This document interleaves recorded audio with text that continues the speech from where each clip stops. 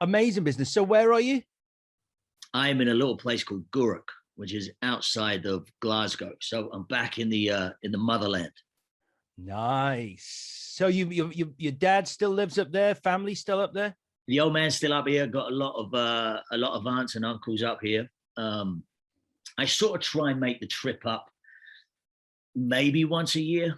And my dad won't mind me saying this. Of course, it's lovely to come and see him, but the football plays a big part in getting me back into the homeland. So, we've got a couple of big games this week. So hence the reason I was like, I've got a week off, up the road. Right.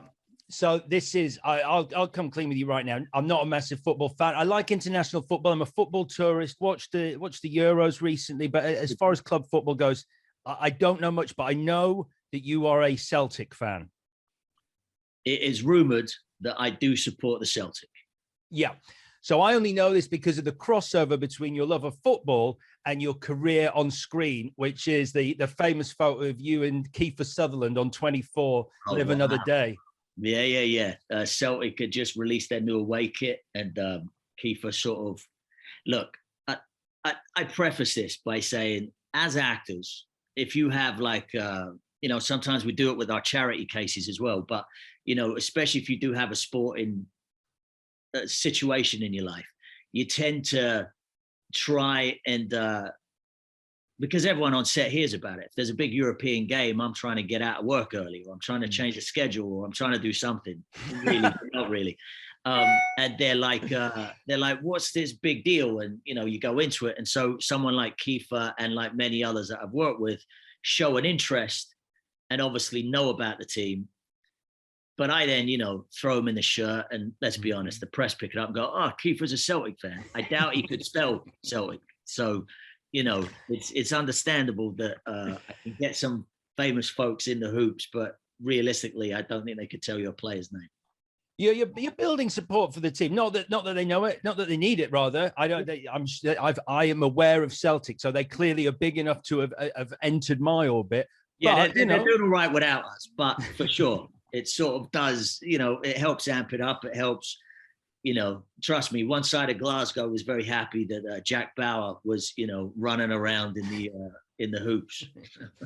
So have you ever, I was talking to another actor about this recently. He's a huge Liverpool fan, and he was saying that he's even gone to the extremes because, again, don't understand like the love for football, but appreciate it. He has an inner ear, so that like literally he can stand just behind camera until he's required at the last minute to have the games playing in his ear. Have you gone to that extent?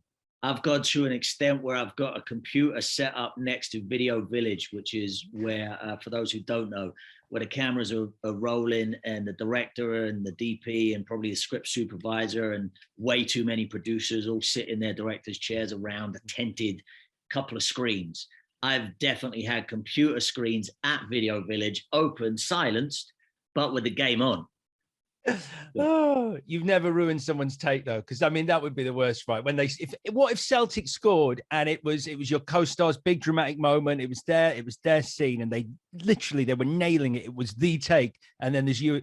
Yes. Yeah, I'd ruin the take. Yeah, for sure. I'll take them down, take them at the knees. No, I'm kidding. Obviously, there needs to be a bit of respect there, and it's usually if it's my close up, and most of the time I'm in the States when the games are being played. So like the big European games tend to be sort of mid-morning. It's usually at the beginning of the day while people are still friendly and open to the idea of having some, lunatic with a football on. So that's nice that you make it back to Scotland for the football. I mean, I love you. Glasgow. I've been to Glasgow before. I've sort of spent more time actually on the very west coast. So Arran, Skye, Mallaig, Arisaig, Oban, all up there every summer. That was our family holiday. That side. Oh, lovely. My mum was raised in Skye, so I know. I haven't been back to Skye since I was a kid, but I was old enough to realize its beauty. That's the thing about Scotland, is it is a stunning, stunning country. The cities are the cities. Glasgow has many charms. It also has, many streets you don't want to drive down. Same as the capital, Edinburgh's the same. So Scotland has absolute beauty. Some of it needs a good lick of paint, though. So this is a visit. So then where's home for you? Are you based in London, LA these days? You tell me, man. It's honestly, even in my own personal life, we're always confused where we live. I like to say it's champagne problems. We're sort of based. I've been in LA for 20 years. Right. So my home is still LA. However, the past few years, just with relationship and life and stuff, I spend an awful lot of time in Italy, and I spend an awful lot of time in London. So it's like the three places now. Well, I want to talk to you about that, obviously, because I mean, this is a fortuitous timing for us to sit down for this chat, because I know the trailer for About Us, your latest film, just dropped yesterday online, 19 hours ago when I looked at it. So nice. That's and listen, great news. Yeah, that's just me at this point. The bigger push will come probably at the end of the week, where all the big hitters will start throwing it out to the millions of viewers. So yeah, we want to get as many eyes on it as possible. Yeah. Well, we're certainly going to talk about it, because it sounds like a fascinating project. It's obviously the first thing that you've written, that's your first written feature as a scriptwriter. But you're going to have to entertain me, because I'm sure of all the things you've ever talked about in interviews, this is something that I'm worried that you're going to be like, this. You might be bored talking about it, but I come at this with good reason. Yeah. So this is a hell of a fact to start our chat on, which is, at age 13, your acting debut was playing Freddie Mercury in the video for Queen's The Miracle. Fact or fiction? Sort of both. It wasn't my acting debut. It's certainly a fact. I was the first person to play Freddie Mercury. I was 13 years old, but that was probably about my 5th, 6th, or 7th professional gig. I'd already been working since I was 11. Wow. So you started at 11, and this is okay. The reason that I feel justified in talking about this, do you get asked about this a lot? All the time. Yeah. So I'm coming at this from the angle that I was 10 years old when you were doing that in 1989, and I exclusively listened to Queen. I was like, in my own world, I was the biggest Queen fan that ever existed. Love that. Were you a fan beforehand? I was, and to be honest with you, I think that was when it sort of sat in. As a kid, everything sort of brushes off your shoulders, and it set me up in a great way later in life. That I'm very lucky. I get to work with some very renowned, known faces, and it set me up at an early age, because I've never been quote unquote starstruck. So it's been a lovely way to sort of jump into that with the Queen video. But it was the first time, I think, where I saw both my parents. They were excited that I was working as a kid, but also, they were great parents. So they took their time with it and just sort of let me settle into it, and didn't make a huge deal out of it, which was great. It kept me humbled and my feet on the ground. And with the Queen video, that was the one where they were both sort of fighting to come and chaperone at the set. And I always remember going, why are they both making such a big deal out of this? And we're in a hotel just outside Elstree Studios, and we're there, mum and dad are there, they're having, them and the other parents are all having their knees up and talking about it. So I guess at that point, of course, I knew who Queen was. I also had to study them. I had to study Freddie. So I was watching hours upon hours of videotapes. So I was seeing them playing at sellout stadiums throughout the world. So I knew they were rock gods. Very aware of their music. I think it was, the Beatles and Queen were the two that were played in my household as a kid. So yeah, I knew who they were. And like you, I was also a big fan. So, and I was going to ask, so you did, obviously, because you are spot on with Freddie's iconic moves in that video. So I was going to say, did you just sort of go, all right, I've watched it, I'm going to riff this, I think I know what I'm doing? Or did you have a choreographer there going, this is how you pull off that? Nah, I mean, it's really kind of you to say. I mean, look, that video pops up throughout my life all the time. I'll be on set and I'll hear some sound mixer at the desk start playing the music, and and people are, so it's a beautiful love for me. I think it's hysterical as a 45-year-old man to sort of remember that and go back and look at it, and I'm very proud of it. And that story's followed me for years. I remember roommating with a dear pal of mine in LA for a while, and that was like the move when we were single and young and troublemakers, where we'd meet a couple of girls and we'd end up hanging out, he would start showing that video like that was the closer, which is weird. If you really think about it, the weird closer. But it was like, and it was this look of shock and awe and horror. And then, wow, that's really cool from these impressionable young but yeah, there was never choreographed. No, in fact, the whole video is completely ad-libbed, I guess. I had, I was flinging myself around the floor like a rag doll, I guess, in the auditions. And then I had to rehearse with a band. So I was there with Brian and John and Roger. Freddie wasn't there at the rehearsals. And so it was me and the band. And, at that point, I knew the signature moves, you know what I mean? I knew the one where Freddie would get a mic and he would sort of hold it and he'd sort of do this weird, like crab walker. I don't even know what it was called. So there was a few signatures that I was like, all right, I know. And he flings his arm down, he puts his arm, and there's a few signature ones that I would do. And then, yeah, we just shot for 2 days. And they were just, we'll just keep repeating it and change it up. But yeah, there was never a choreograph.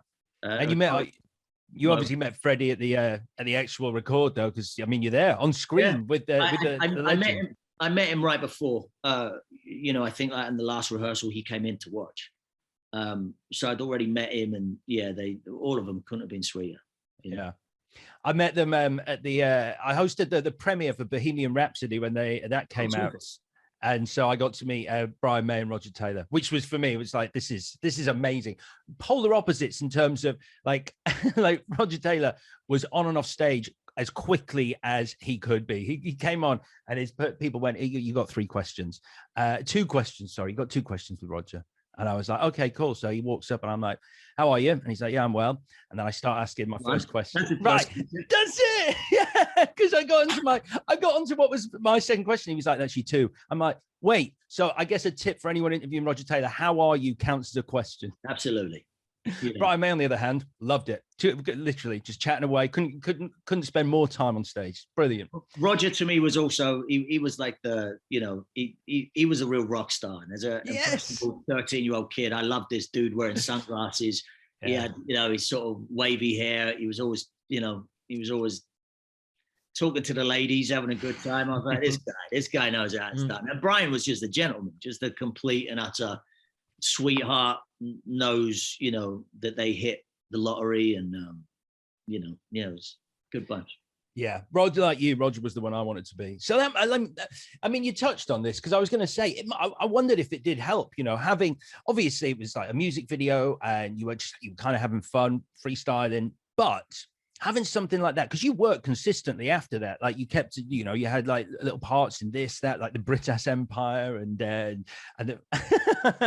I mean, I was in love with Chris Barry from Red Dwarf, and so I watched the British Empire, and age sort of 7, I was like, this is funny, I think. I don't know, man. You're a weird 7-year-old. I don't know, even me, but like, I think somebody like in this world of social media, a lot of that gets dug up and people will send me stuff, and I haven't seen it in 30 years or whatever it is. And I'm just like, God, I wish that could get buried, but it's still part of our scar tissue, man. Right.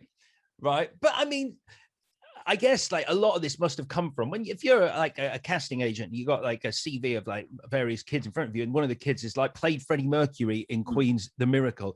I'd be like, yeah, get him in. I'd like to meet that kid. Yeah, bring him in and see what he does. Yeah. So the big thing, I mean, you obviously there's various things we're going to talk about, and I guess the big thing is always the most recent thing for anyone, but I mean, one of the big things you did was Band of Brothers in 2001, which is still regarded as like one of the iconic TV shows, the most expensive TV show ever made at the time. I think it was more than like $10 million an episode, which these days is like, yeah, that's normal. Game of Thrones, The Crown, that's what they cost. Commercials, yeah. Yeah. But back then it was this huge show. So did you think at the time when this appeared in your orbit, wow, this is big. This is going to be big. Yeah, it's funny. I mean, that question's been raised a couple of times, and a lot of the boys all have various answers. I've been doing a lot of work for various foundations in the States, mainly to do with World War II veterans and you know, historical sites and all that kind of jazz. But the question is often raised, and there's 2 or 3 of us that do a lot of these panels and Q&As, and most of the guys would say no. And I'm always one of the few that goes against that grain. Like, I knew exactly what this show was. I knew it from day one. I knew it when I got the script. I knew it when I read the book. The research that I was putting in, I just knew we were onto something special. And of course, you have, you know, arguably the 2 biggest influences in Hollywood. You know, you have Mr. Hayes and Mr. Spielberg on board, and, you know, history has sort of proven that they don't mess it up.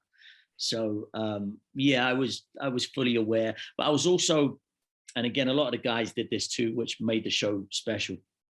We were fully aware of the legacy of the real men.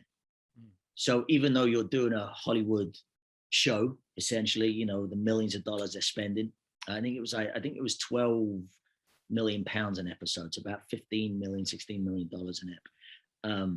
We knew the money that was going into it. We knew they had the best of the best, you know, costume designers to sound mixers. I mean, we just knew that the greatest crew and talent was involved. HBO had also become this massive powerhouse, especially in America.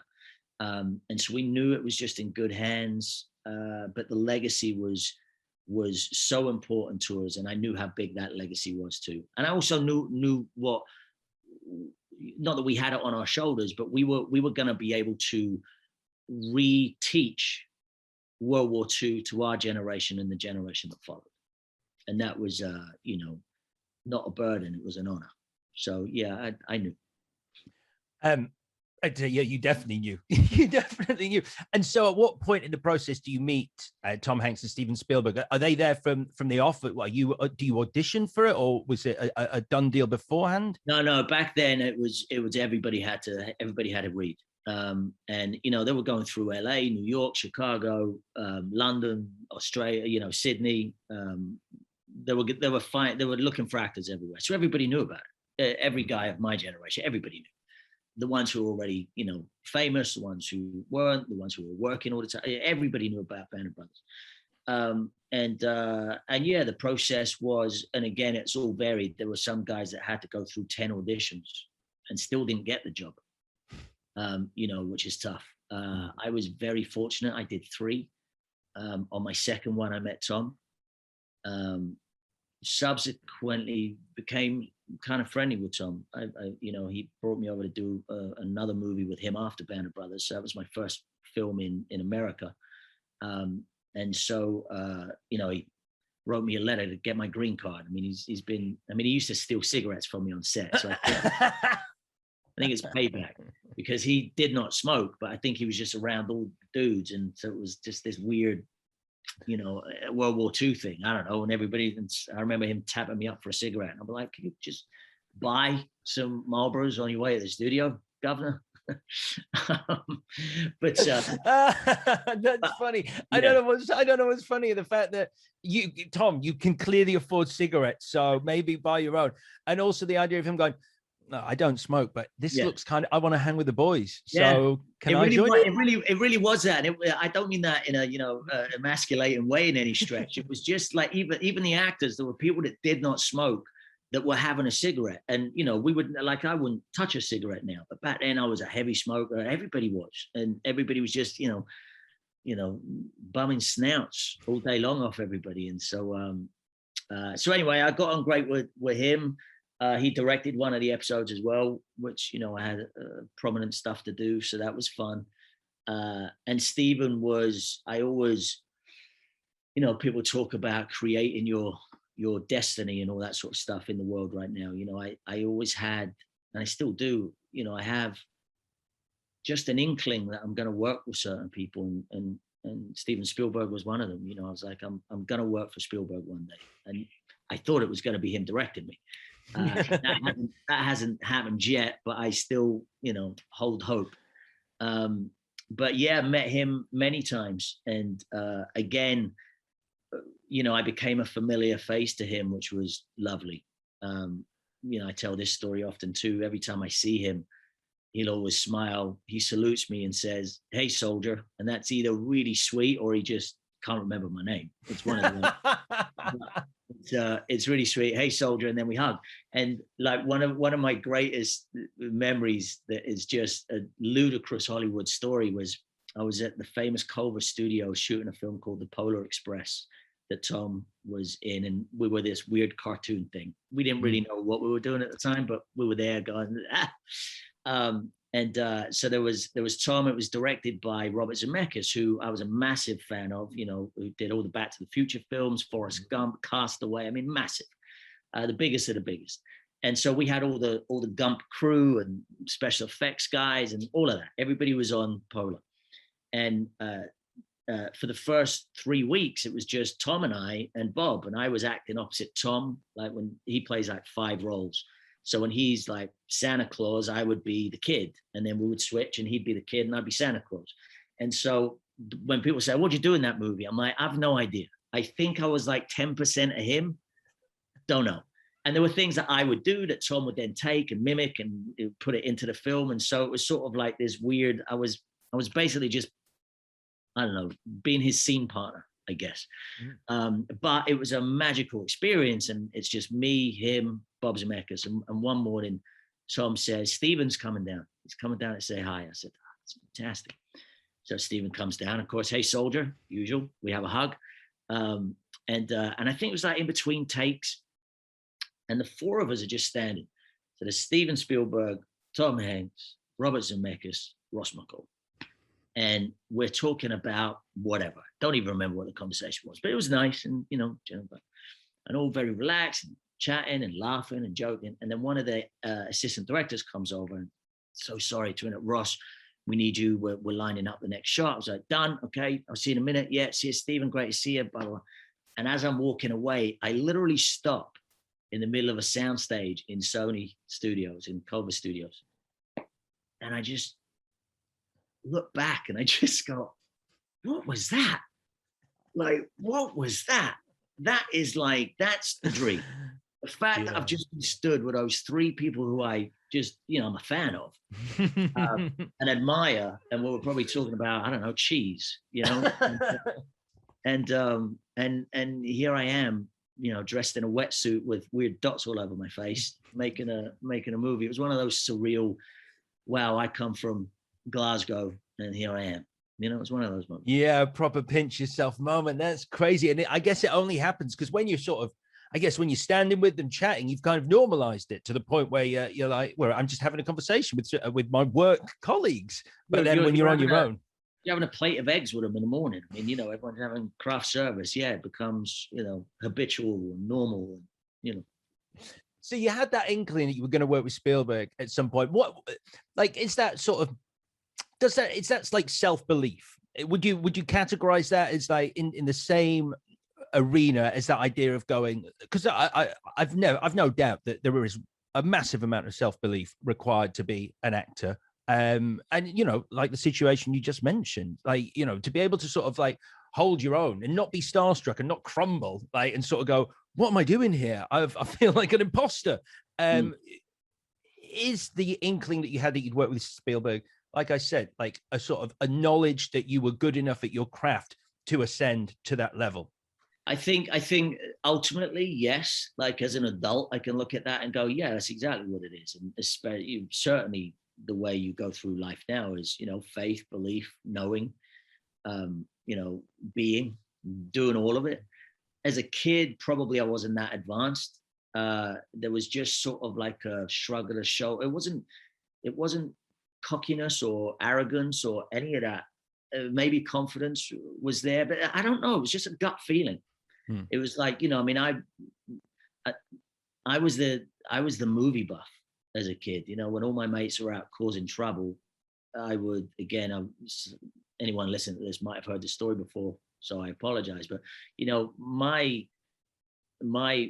Fridays and Saturdays, while everyone was being a nuisance in my local city, I used to sneak off, and I'd found a way to get to the top of the local cinema, and on top of the roof was very dangerous. But on No, top of the I mean, I'm not going to lie, it sounds terrifying already, but go on. I was shimmying up drain pipes, jumping on walls. It was ludicrous.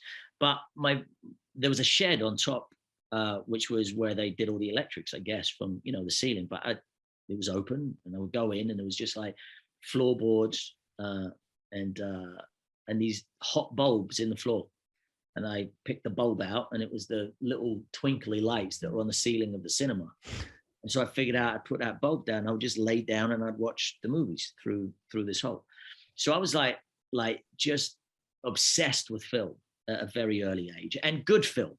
Like I would certainly, you know, be looking at, you know, Coppola and Scorsese and Spielberg and Zemeckis and, you know, all these Brian De Palma. I mean, you know, I'm sort of slightly obsessed with you know, bigger scale movies. And even when I was, you know, I was doing a play in London at 16 for a year, you know, a Neil Simon play, which was a very fortunate play to do. But I was also terribly lonely because, you know, I'd finish the show and get a train back to my parents' house, who were obviously in their bed by the time I got home. By the time I got up, everyone had gone to work. So I wouldn't really speak to anybody for hours before I'd have to jump on a train and go back to the theater to do, you know, 8 shows a week at 16 for a year, you know, when everybody's out, you know, hooping it up and living that 16-year-old life.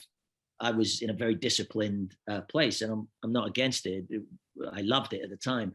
But in those moments of not having, you know, a quote unquote social agenda, I would collect film. So I would go to like my local video stores and say, hey, you know, I know of this movie, can we get it? And they're like, well, it's not released for another blah, blah. And I'm like, well, how do we get it? And they would ship it to me, and I'd pay extortionate amounts of money for, you know, films that nobody's ever heard of.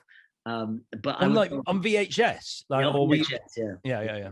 And I would go home with, you know, 3-4 videotapes, and I loved them. I loved the, you know, the poster on the videos, and I was just obsessed with film. You know, my first apartment I ever had, I think, you know, good Lord, I had movie posters all around it. I had Empire magazine covering the floor, covering my coffee table, Premiere magazine.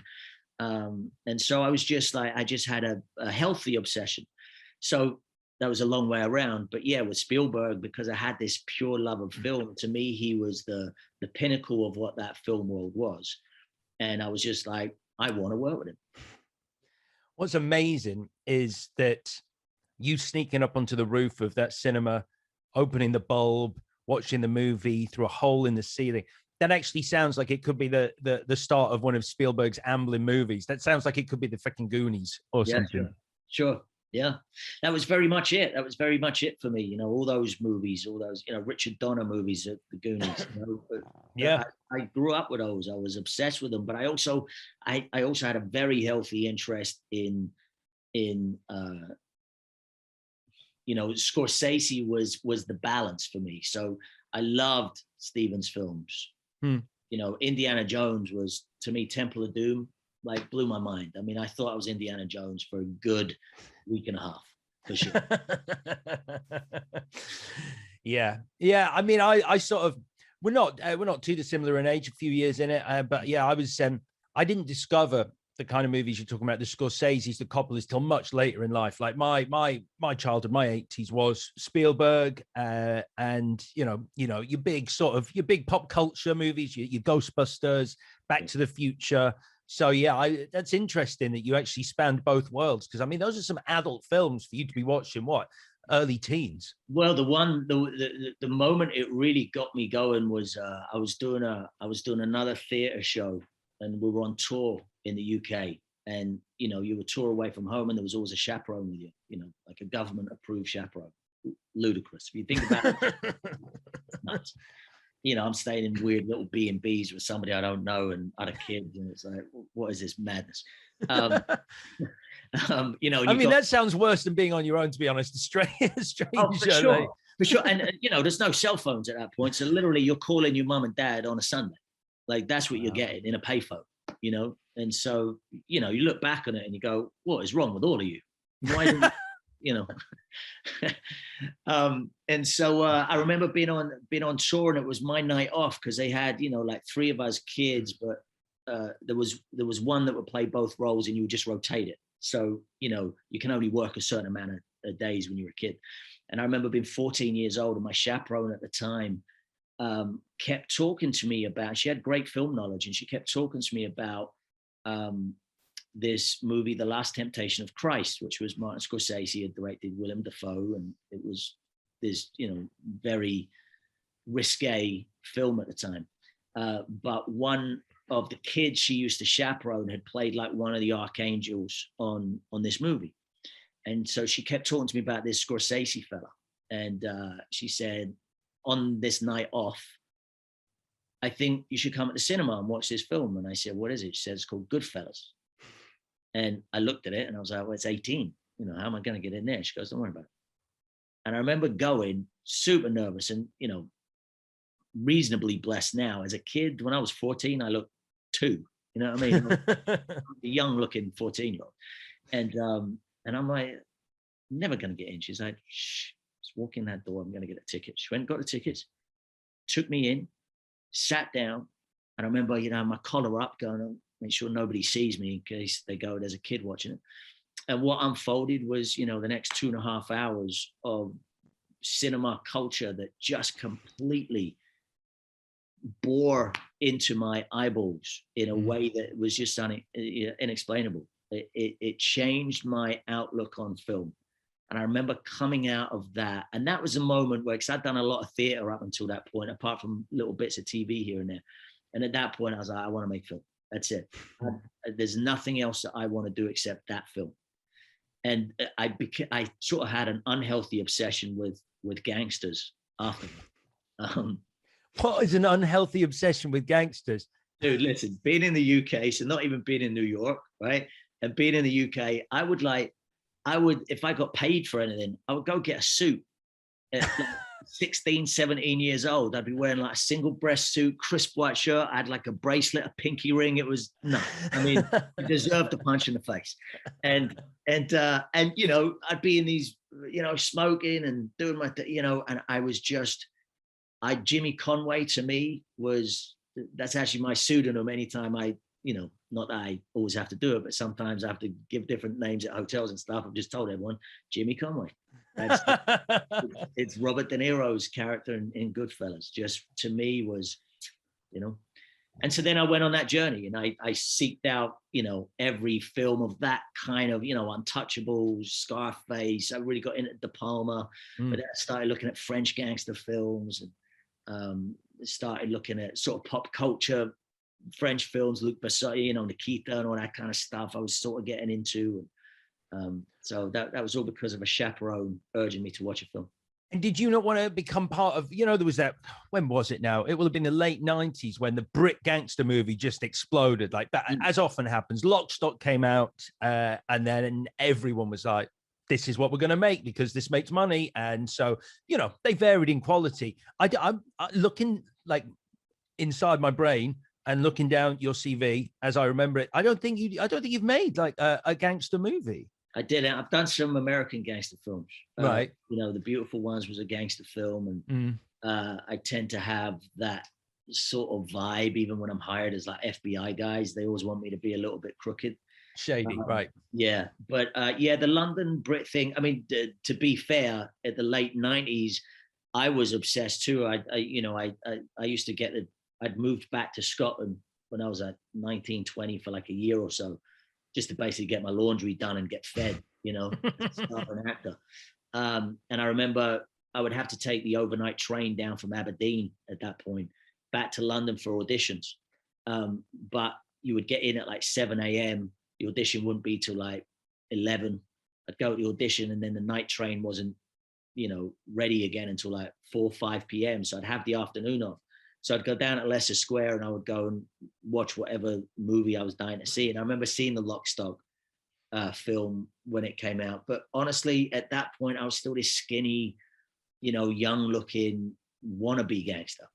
Right. I just wouldn't have fit in that world. Even that breaks my heart to say it, because at the time I was like, absolutely, that's, I could play any of these roles.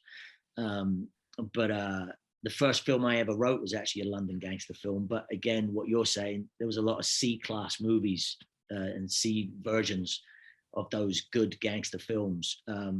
And again, I was spoiled, you know, Long Good Friday and Get Carter and all that originals were the ones that I was into.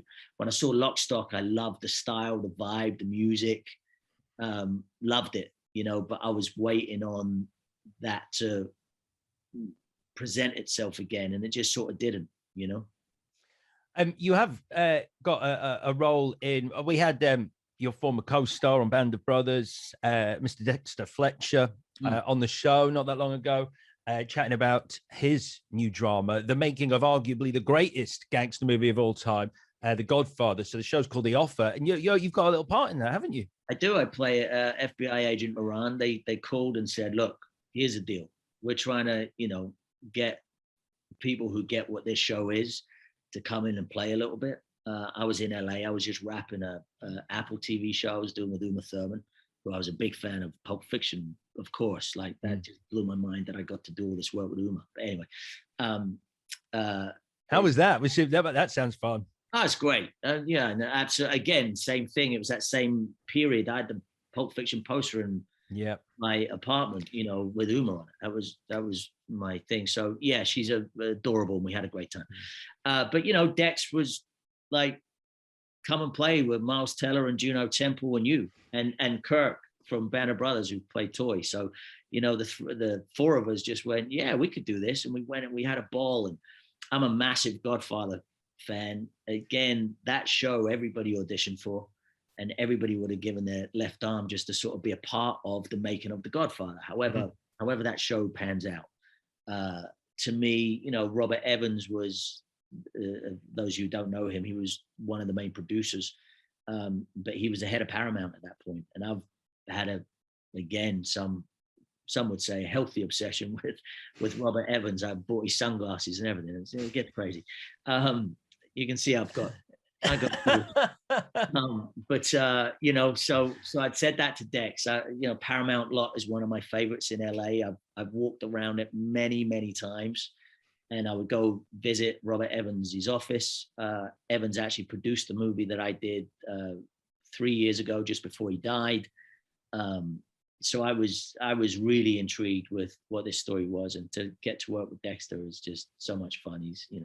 He's my comrade, so it was awesome. Yeah, it's weird that you say that, because obviously, I mean, on Band of Brothers, I imagine you formed, like when you were saying about everyone standing around smoking, there must have been a real camaraderie that was formed between all of you because of the nature of the show that you're making. I mean, obviously, on the one hand, you do have this sort of brutality of war that the show, you know, showed, but then you do have this sort of the relationships of the soldiers. And I'm guessing you've stayed friends afterwards, having had that experience, and the boot camp that you went through together, the physical training that you had to do for that movie.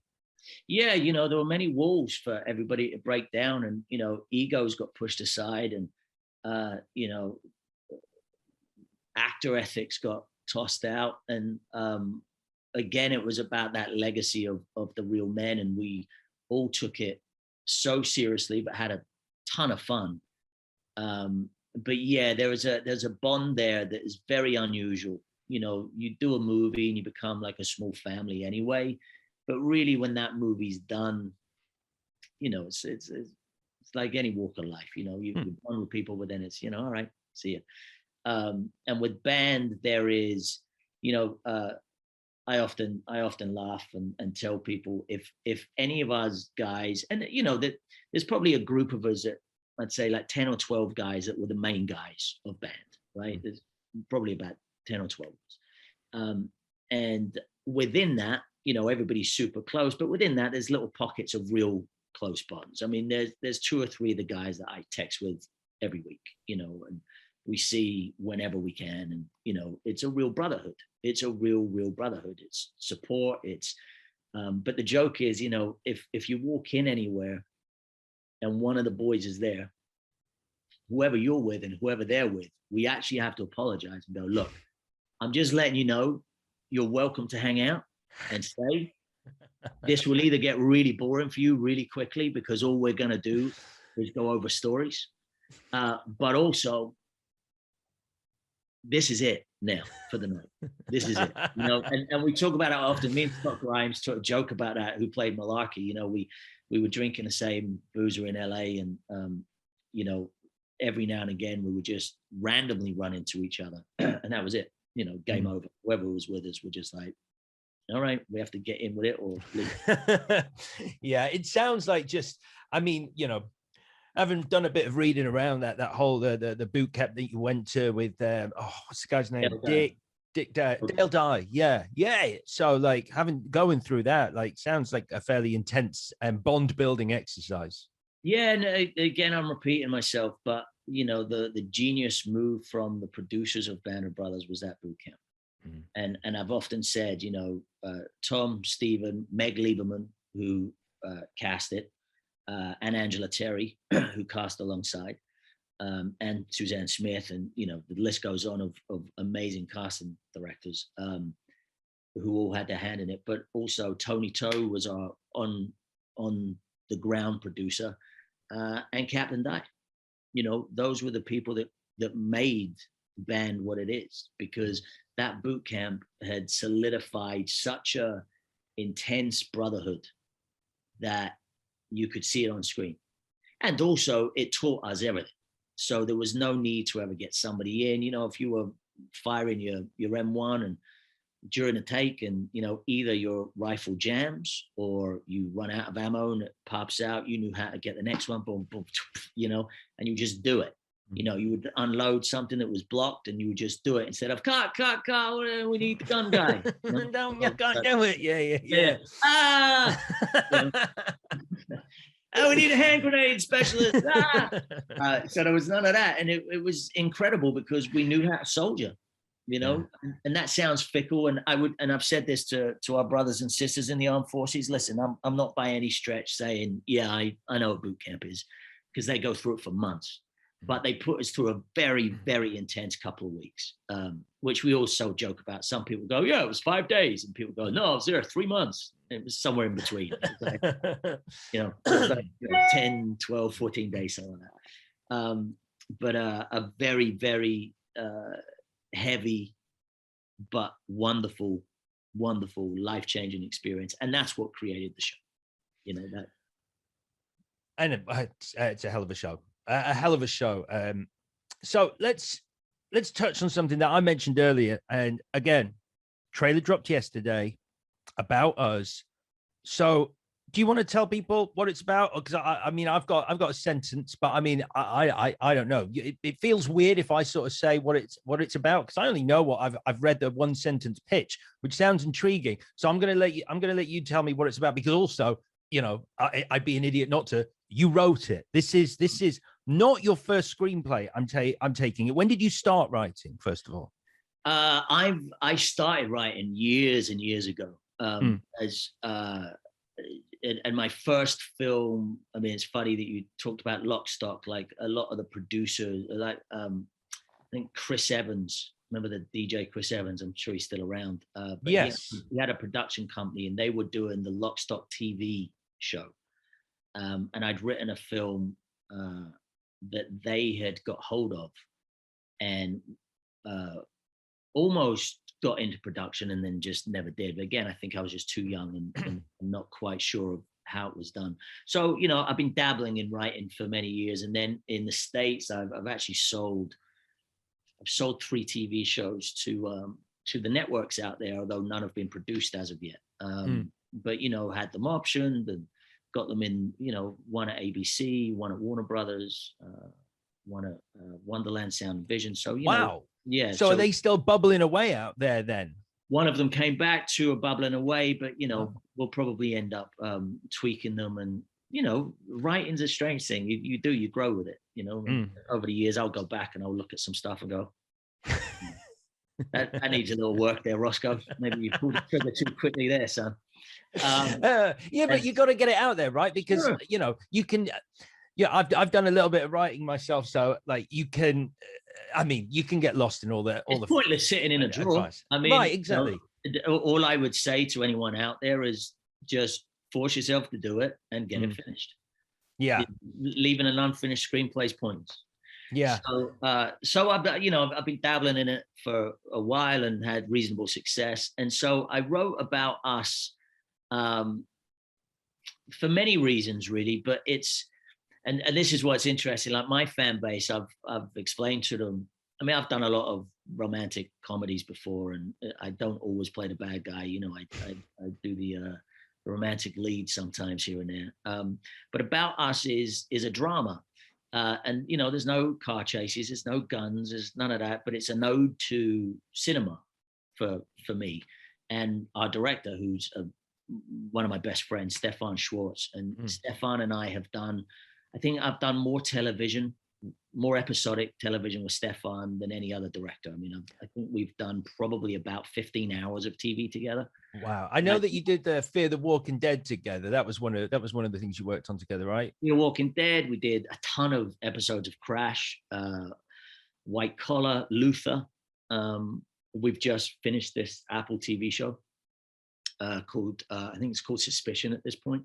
That Stefan and Chris Long, two directors. But yeah, Steph's like one of my dearest friends, and we collaborate very well together.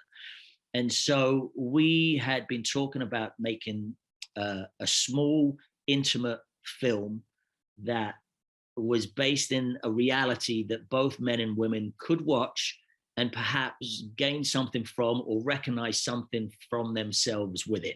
Right? Mm-hmm. That was the original idea. We wanted to keep it small. We wanted to keep it intimate. My whole MO was like, I want to do a film where there's only 3 characters. And could I do it?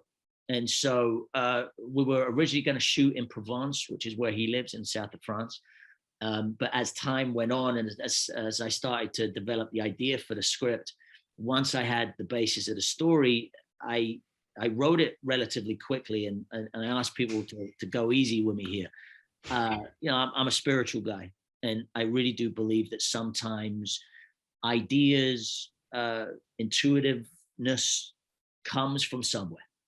And sometimes you're sort of struck with a little bit of a lightning bolt, and you sort of react to that. And the next thing you know, something is flowing through you, whether that's writing a song, whether that's singing a song, whether that's painting, whether that's playing football, whatever that is. And so once I had like the idea of the movie, and especially how it was gonna end, once I knew that, it just went off in my head and words flowed. I can't explain it. I sat there and I typed sentences that I've never uttered. So how long was the process then? How long did you actually write? Well, for the writing from start to finish, script wise, it probably a couple of months. Wasn't long. Okay. But wow. Throughout the whole period, probably about a year of thinking about it, getting a little bit here and there, less than a year. But the actual process of writing came pretty quick. And we just knew from reading it, we went, this is really special. Like, it's a really special feeling. And so we tested it out and we sent it to a few friends of ours, but I on purpose sent it to friends of mine that probably weren't your atypical audience for a film that's based in, I use the word romance lightly. It's not like, it's about life, and it's about some people understand it and some people don't understand it. But people will recognize something from. I think my dog's trying to get in. That's through the door that's out there. That's fun. I'm a dog owner. I can handle a dog. Yeah. What is he? This is Easy, and it's a she. But there she is. Hello. Oh, she's lovely. She's obviously missing me, so she wanted to come in and sit down. And so About Us, we started sending it out, and I sent it to a lot of my tough New York friends. I sent it to I'll name drop. I sent it to Charlie Hunnam, from people remember him from Sons of Anarchy, and of course. But Charlie's one of my dearest friends, and he was actually very involved in when we were putting the film together. He was in tears on a flight when he read it. My buddies from Banner Brothers, Jimmy Matteo, Frank John Hughes, 2 tough Bronx kids, both had that same effect. Like, it was affecting men in a way that they were like, oh, I see it. I see my wife in this role, but I also see myself in her a little bit. And and so then I started handing it out to female friends who were all coming back with the same reaction. saying, I've said that to my husband, or that's happened from, and not just the guy and the girl, like they were recognizing themselves in my character and recognizing themselves in the female characters. That's so weird, because I mean, I've only seen the trailer so far. Obviously, I haven't had a chance to watch the movie yet, but I watched the trailer and I immediately had that reaction. There's a bit in the trailer where your character goes, I think your wife or you, but just, I don't think we've said what it's about. It's a couple who've gone back to where they spent their honeymoon 8 years after their honeymoon to try and fix their marriage, which is going through a tough time. But the bit that struck me was where she's saying, maybe we should talk about this, you know, what, you know, and your character goes, why don't you bottle it up? It works for me. It's what I do. And I'm like, oh, that's what I've said those words. I've gone, we don't need to talk about it because I don't need to talk about it because I just bottle it up. It's fine. Yeah. Well, it's that whole thing. It's like, you know, men, we tend to go, we don't need to talk about everything. We don't need to talk about every feeling because everyone has feelings. And, you know, a lot of this has come from my own life. You know, a lot of it's come from relationships I've been in. It's also come from relationships I've witnessed other people have. And so it is that thing where we all look at a part of ourselves. And that's really, yeah, I mean, look, even the one-liner that you've said, it's a married couple that are going through a breakup essentially. And have decided to take one last ditch effort to go back and revisit their honeymoon, their area. Sorry, it's my father coughing now. I mean, it's like, that's all right, man. The noise we have going on. This is what happened. So it's about them going back to revisit their honeymoon that they took in Italy. And so it's this beautiful love letter to Italy, but it's also a beautiful love letter to, and it's not just relationships, because I know that can go, I'm not watching a film about relationships. It's about the human experience, and whether that's heartbreak or arguments or banging your head against the wall, truths start getting revealed within the story where you start to realize actually where they went off the rails. And it's not just it's a couple breaking up. There's a lot of deeper meaning in there. And so anybody who's experienced any you know, true heartbreak, not just romantic heartbreak, but in life, loss, love, whatever it is, it's all in there. And so, you know, I'm just imploring people to, like I said, it is a throwback to the movies that I've always wanted to make, which take a little bit of time. You know, it doesn't, you're not in it straight away. You got to give it a good 20 minutes to sort of feel, okay, why am I watching them? Why? And all I say is stick with it. And the payoff across the board from all our test screenings, and I say this with love in my heart and complete humility, everybody's affected by the film, and they come out afterwards and are just, and it's not just a tearjerker, which it is. There's a lot of emotion in there, but everybody comes out just going, you know, I had agents in Hollywood who saw it, who left work, and more than one person left the agency during the day when they screened it to go home and kiss their wife. Like literally, like said, I've got to go home and just tell my wife I love her. Wow. And you know, and so it's got that thing of this. It's a lovely story that just came from somewhere that we're not sure of. But it really plays. It's beautifully shot. Our DP is this Italian genius. And yeah, so I was going to say Italy must be very happy because it looks gorgeous. It's stunning. And you know, look, a lot of that is we had to fight for that because, you know, you tend to go, it's a very small budget as well. And so you'll be surprised. I mean, when you watch it, it looks like a $10 million film. You know, I've got a lot of friends that I'm really grateful for that helped out in many, many ways because they believed in the project. And, you know, we had to fight for certain locations because, you know, the budget stretches a certain way and they're like, oh, just shoot in the producer's swimming pool. And we're like, yeah, no, let's go find what we need to find and we'll figure it out. And we did. And we're ecstatic. So it actually comes out in the US on Friday. I was led to believe we were going to do the UK premiere at the same time, which we're now not. I think it's a month later.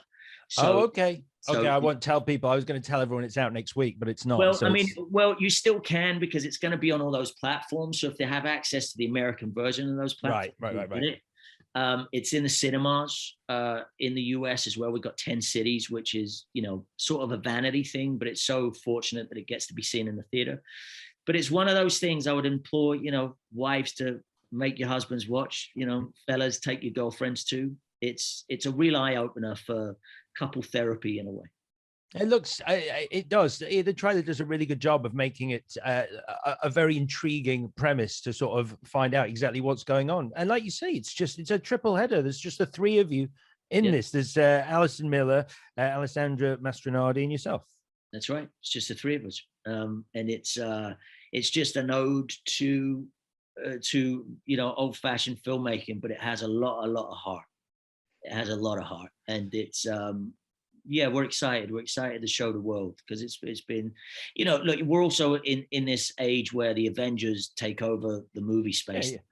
And so what we're hoping for is just that word of mouth, because we have our distribution arm. So it's all up and it's all ready and it's all going to go out there. But we hope people are enticed to click on the button and buy the film. You know, the only way we get to make these movies is if people watch them. And so we hope that people will watch them, have a reaction to it, and hopefully go out there and tell everybody. And it's funny you talked about the trailer because it was so tricky, because once you see the movie, you'll understand why I say that. It was tricky to be able to show a trailer that's given you enough. Because there's so many little revelations throughout the film that if we put them in the trailer, it would give the movie away. And so it's like we had to find a real balance of going, okay, let's make this at least be enough to entice you to go, I'm interested. And as a trailer fan, you see, I have friends who will not watch trailers, which I really respect. I think it's a fantastic way to go into a film cold without having seen a trailer. I can't do it. I'm a trailer addict. Like, I will watch the trailer, but I got that vibe from it. It leans ever so close to a reveal, but it does that smart thing that the best trailers do, which is you go, no, I don't know. Because too many, I mean, you know, as I'm sure you've encountered over your career, you know, there is a thinking that people have actually said this. People at studios have actually gone, people will not go and see a movie if they don't know what's going to happen in the movie. So we have to tell them what's going to happen in the trailer. My God. I mean, honestly, it's a constant battle. You're right, that we have even with scripts, and, you know, TV's slightly worse. You know, you have to over explain everything. And you're like, God, it would just be great if we trusted the audience are smarter than you guys think. You know, people like to sort of know, oh, okay, I can figure this out. But yeah, I would love to talk more once the movie's out, because I think it's one of those films that it's funny. I've had people at screenings kind of say, you know, at the end, there's a silence. People have a reaction to it one way or the other. And we'll say, you know, is there any questions? Is there anything that we could maybe fix to be clearer or whatever? And a lot of people have sort of turned around and said, I had all these questions in my head going, well, hold on. And then by the end, it was all answered.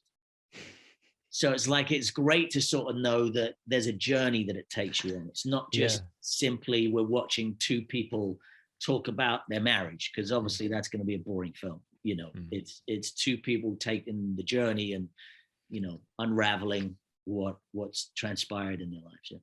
That's what you want from a test screening. No notes. We have no notes. That's great. Yeah. I think it's funny that you've had to say to some of your regular fans, listen, this is a bit of a sharp right from what you used to see me in. But I guess for those fans, then, you know, coming up, like, you know, in the distance is your first directing gig, which might be, you know, I'm not saying they shouldn't go watch About Us, but if they're like, no, I want Ross to do what I know Ross does, then Aya, your prison drama is are you shooting yet? We're done. You're done. Yeah, it's gonna be. We'll probably have a trailer for that within the coming months. We are almost fully locked picture. I mean, you know, just to bore the folks out there, you know, once you've done the film, you know, you need it color corrected, and you need the sound design, and you need the sound lock, and blah blah blah blah blah. So we're literally on the last throes now. We've just finished the effects that we needed to put in. It's done. You directed it though. I mean, this is definitely your first directing gig, right? Yeah, Yeah. yeah. Because Aya came on the heels of Us, About Us and Aya. I wrote not too far apart, and essentially one's probably about love, and the other one's about self-hate. So I really wanted to do this juxtaposition of both, and I wanted, my dream was to have them both come out in the same year, and I think that's going to happen, which I'm super excited about. I think in the last quarter, Vertigo in the UK are releasing it, so they're a distribution arm, and they've done, mammoth. They've had mammoth success in the past 2-3 years. I think they're the #1 distribution company in the UK right now. Yeah. And so yeah, we're gonna get that out to everybody soon. But again, it's a different kind of it's a different kind of film. We've got some of the Lock Stock boys there. Dexter came down to set and hung out. Oh, did he? Lovely, yeah. Jason Fleming. Yeah, I love Jason. Jason's great. We've got a lot of faces. We've got Craig Fairbrass, who again, I tell you what, Craig's a powerhouse in this film, and Craig knows this. I think the past few years he's trying to change his angle of what he wants to do, because he probably got suckered into a lot of those films that perhaps weren't showcasing his talents. And so God bless him, he trusted me to sort of come at him a different way and say, no, we're going to play this a little differently, and do it a little differently. So it's pretty stylized. Stephen Adebula, who we have. So why this movie for you as a director, though? Like, why was this the right film for you to go, look, you know what? This is the one where I'm going to direct it? Well, originally it was set up, we were going to do it in the States, and we were going to do an American version of it originally. And I was going to be playing one of the main roles. And I knew that if I had, and there were 2 other directors attached, that's at various points. And I just knew that I had so many ideas of how this film should be shot. Much like About Us, where I only gave me 3 characters. In Aya, we never leave the cell. So the whole movie takes place within a prison cell, takes place over 12 months. So it's not, it's not a continuous clock, but it takes place over 12 months. But I wanted to see if I could pull off a film where we don't leave. So as the audience, you're getting the experience of essentially being in prison, which, on the offset, that sounds like a horrible idea, but it's not claustrophobic, but it does keep you within that world, and hopefully is a fantastic deterrent for anybody wanting to go to prison. But I wanted to show what real prison life is in film. I'm a huge fan of amazing prison films. Shawshank, Cool Hand Luke's one of my favorite films. Way back when. Anyone hasn't seen that Paul Newman film, go see it. Papillon, the original. I mean, I'm a massive prison film fan, but I didn't feel that I'd seen anything that was really depicting what prison was. And so I wanted to do that in an artistic way. And I just thought, hey, I'll be a pain in the ass to any other director, because, I'd be like, oh, do this, and so one of the producers, Bart, and this is another Banner Brothers connection, Bart was an actor for many years and is now a wonderful producer. But he came to me and he was like, you should direct this. And I said, I think I should too. And he's like, I can finance it with you directing. I can go and get the finance. And part of the deal was I have to appear in it. And so I'm in it as well. But yeah, I just thought writing and directing, why not? Let's get that. That's great. I mean, like, when something like that comes along, do you need? I mean, when people are going to go, yeah, we'll invest in this, and Ross is directing, and this is your first feature as a director. Do you have to like go in the room and convince them, like explain why you are the right person to direct this, bearing in mind it's your first movie? I think it helped that I wrote the script. So with that, we also had About Us to show people, which, even though, of course that Stefan directed it, but I had a very loud voice in that film. Stefan knows and accepts that and is supportive of that. I was also, heavily in the edit. And so I think we had that as a template to go, look, the kind of films that I'm wanting to make are slightly old fashioned. You know, they are like, I mean, on IRA, we shoot it on lenses from the 70s, you know, the Godfather was shot on, and, you know, although even the Joker now, you know, last year they shot on these lenses. And so we wanted that look. We wanted that sort of oldie, but beautiful. That look. explains why the trailer looks the way it does then. That makes a lot of sense. Right. And so so we wanted that as well. So we've shown that, and we've shown, you know, we had a template, and I guess you still need to do a director's statement. You have to, you know, let them know how you wanted to shoot it. And with Ire, it's a very heavy story on the page. But I wasn't really interested in any gratuitous violence or, you know, it was already on the page. It was already dark on the page. So I wanted it to look cinematic and stunning. You know, it's very wide, like, you know, even though we're in this box, essentially it's very wide. And it's a lot of, you know, our production designers made a stunning set, and it just looks incredible. And the colors, and my DP is a buddy of mine who has shot like 3 movies that I've acted in over the years, a German guy called Stefan Kupik, who's just, you know, he was a second camera guy on Slumdog Millionaire. I mean, he's, you know, if you remember that, it's gorgeous. Yeah. So, I mean, he's got a fantastic eye, and between us both, yeah, I went in with a team, and I think that team allowed us to get the film made. You know, we had like, you know, the gaffer from Star Wars. I mean, we just had the greatest crew imaginable for a film of that scale, you know, and they were very kind and were supportive and knew what my vision was, and they jumped on board. So. Hell of a year, man. You're having a hell of a year. This is great stuff. So about us in the UK, in the US, from Friday streaming and in cinemas, and then about a month away for UK audiences. That's right. That's exactly what we're going for. It's probably going to be around September time for UK, but it's going to be on demand. It's going to be that same thing. All the, you know, iTunes, Amazon, Vudu, Google Play, Redbox. Who else we got? Microsoft, PlayStation, or, you know, the regulars. Yeah. We want to obviously do that first. People are always saying, what about Netflix? What about Netflix? Netflix, just to let people know, for independent film, it's a tough place, Netflix, because what they do is they offer you a little bit of dough, but it's nowhere near your budget. And, you know, you want to try and make your budget back for your investors so that you can make more film, and you want a success. Somewhere like Netflix, you sort of have to sign it off for a couple of years and they get free play. And unless they promote it on their homepage, which is rare unless it's a Netflix film, or if it's Joker or a studio film, you kind of get lost in the shuffle. And so we don't want to get lost in the shuffle. So we really want people to be able to have a chance to see it, and then really, you know, hopefully like it. And if you buy my movie, I promise you, if you run into me, I'll buy you a beer. Hey, there you go.